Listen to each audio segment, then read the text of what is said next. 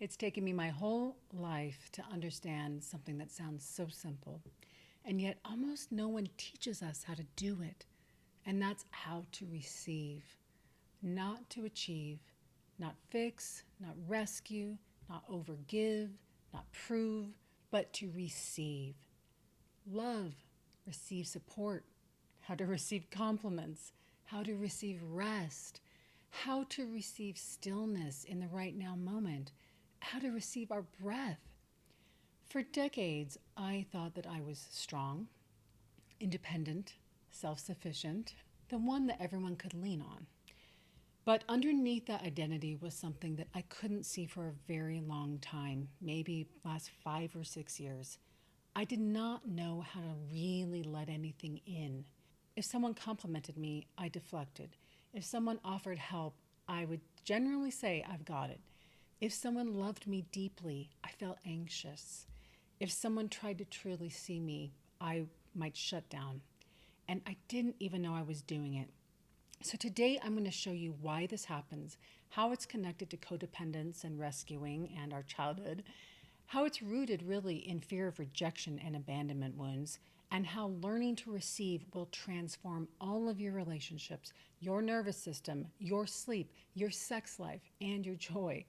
If you are the strong one, the fixer, the one who never has needs, this is for you. Hi, I'm Amy Rose White. I'm an integrative psychotherapist and astrologer. I make YouTube videos on self-healing. And I'm really focused on learning how to create safe relationships, starting with the one that we have with ourselves. A lot of what I teach does come from lived experience. I used to believe that being needed was the same thing as being loved. So I became indispensable. I'm not sure from childhood that I believed I had any other role on the planet. I helped people fix problems. I might save or rescue. I supported, and I definitely overfunctioned. But until really recently, I didn't learn how to receive, and that has nearly cost me just about everything that was really important. And if this resonates with you at all, if you struggle with anxiety, hyper-independence, or feeling like you can't relax even when nothing is wrong, I've created a free 5-minute nervous system reset for you. It's in the description below. It's simple, it's practical, and it's designed to help you begin building the capacity to receive safety in your body. So now let's talk about why receiving feels so hard for so many of us, especially women, in the first place. So most people who struggle to receive didn't choose that consciously. It was trained into us.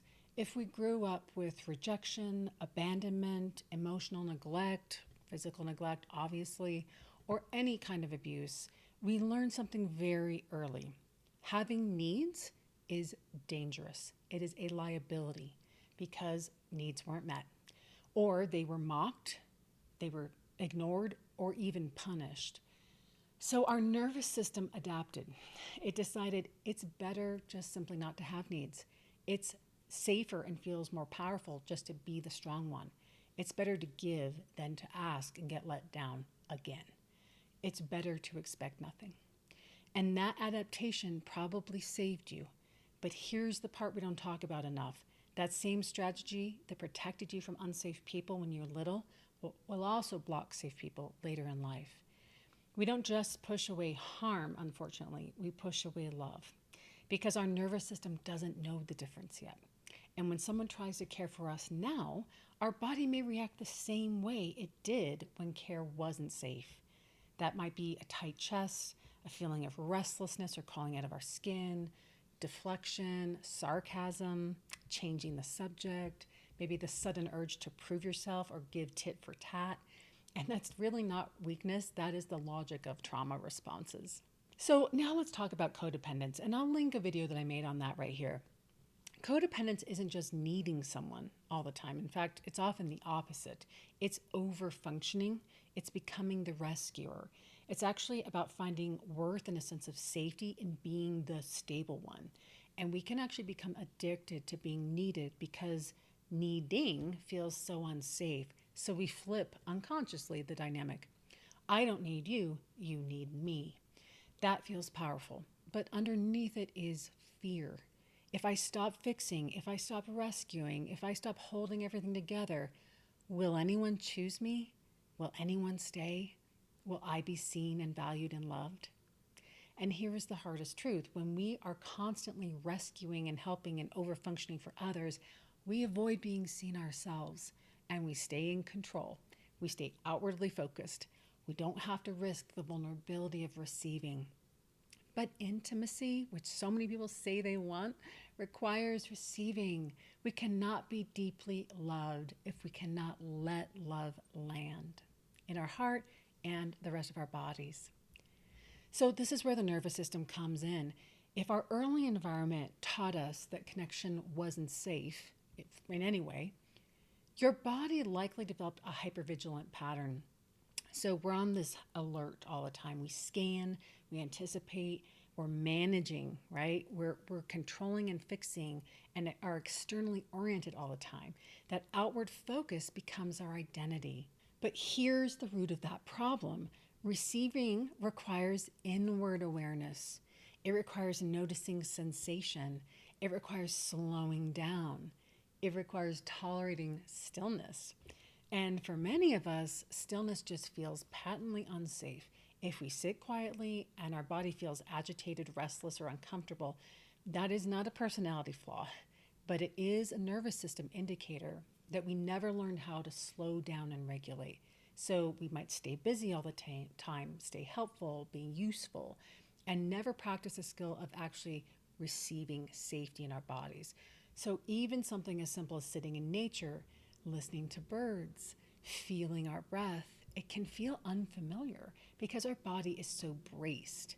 So receiving is actually a physiological skill. And if you never learned it, it's not because you're broken, it's because you were just surviving. But now you can make another choice, and that will allow us to actually get the things that we want in our life. Because let's talk about what this costs us. It's not small. When we can't receive, we struggle to relax during intimacy. We struggle to let pleasure build, which is a requirement for that. We struggle to fully surrender sexually because surrender feels like a loss of control. And if our nervous system equates vulnerability with danger, our body will naturally tighten instead of open, or it will be in some form of rigidity until like it's over, which is a really sad way to experience sexual relationship. This also really affects sleep. How many of us are exhausted but wired? We finally get into bed and our mind starts scanning. Our body just doesn't know how to stop. Receiving rest, which means letting go, feels totally foreign. And something like joy requires openness and spontaneity and softness and allowing something good to happen without immediately preparing for loss or the next bad thing. So if we're always braced for disappointment, we can't fully receive joy. And we live slightly guarded and slightly protected and kind of slightly outside our own internal life every single day. That is a really high price to pay for a survival strategy that is hopefully, typically no longer needed. So how do we change this? Not by forcing ourselves to be more open. Please do not do that. But it is by building capacity and starting small. So when someone compliments us, instead of deflecting, take a deep breath, slow the moment down, and just practice saying thank you. And then nothing, not a compliment for them. Notice what happens in your body. Is there discomfort? Is there heat? Is there an urge to minimize? Stay with it for 5 seconds longer than you normally would before you say something. That's training. When someone offers help, instead of automatically saying, no, I'm good, try saying that would actually be helpful, even if it feels awkward. When you sit outside, instead of scrolling on your phone while you're waiting for something, notice just one sensation. Maybe it's the air on your skin or the sound of leaves, the weight of your body in the chair. Receiving is building in micro moments of noticing. We don't heal hyper independence by becoming suddenly dependent. We heal it by practicing safe interdependence. And this is where the nervous system work really matters. If our body doesn't feel safe, our mind cannot override that. And that's why I created that nervous system reset below. It really helps us practice down regulating and building the capacity to receive calm, even if we've been braced for decades. At the core of all this is really a painful belief. I'm too much, or my needs are too much, or I'm not even worth the effort. So we make ourselves low maintenance and we shrink our needs. We become the capable one or the easy one, so flexible, go with the flow. But healing requires something really kind of terrifying, which is letting ourselves be known. And that means knowing what our needs and desires are. And being known is not about what we do or what we fix, but for who we are.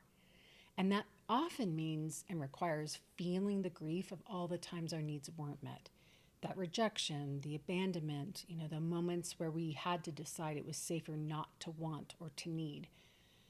We really can't bypass that pain to learn to receive. We have to move through it. And on the other side is something powerful, the realization that we are worthy of being seen without earning it.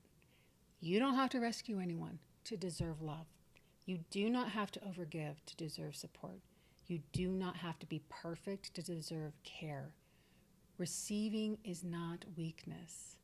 It's maturity, it's strength, and it's trust in yourself, the divine, and life. So if this resonates with you, if you see yourself in the fixer, the rescuer, the hyper-independent one, start small. Start by practicing receiving safety in your own body. Let some of these practices we've talked about today be your first step toward building the capacity to soften. Don't waste 50 years learning this the hard way like I have. It has taken me my whole life to learn that I didn't need to prove my worth by being indispensable and creating big things in the world at all times. I just needed to let myself be seen, and you do too. If this video helped you, let me know in the comments what feels hardest for you about receiving. We heal faster when we realize we're not alone. Thanks so much for liking, sharing, hyping, subscribing, and check out these videos above, and I'll see you in the next one. Bye for now.